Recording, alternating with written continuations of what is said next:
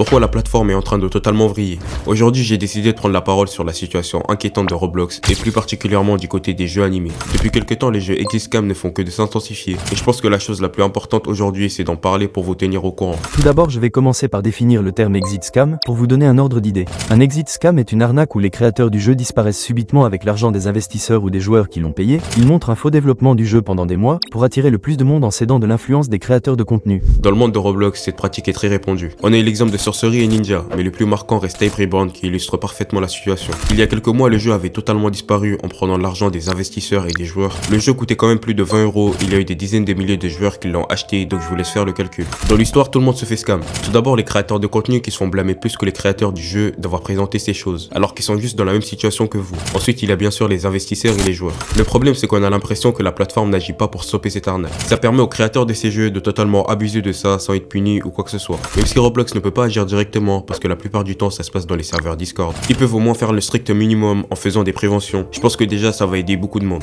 Comme la plateforme ne veut pas agir, je pense que nous, les créateurs de contenu, on doit mettre en place des préventions à chaque jeu qui sort. Comme ça évite que des jeunes personnes tombent dans le piège. Maintenant, pour vous, la communauté, il est important d'attendre et de vous informer pour ne pas tomber dans ces pièges. Surtout que ces jeux ne doivent pas valoir aussi cher alors qu'on est censé être dans une plateforme gratuite.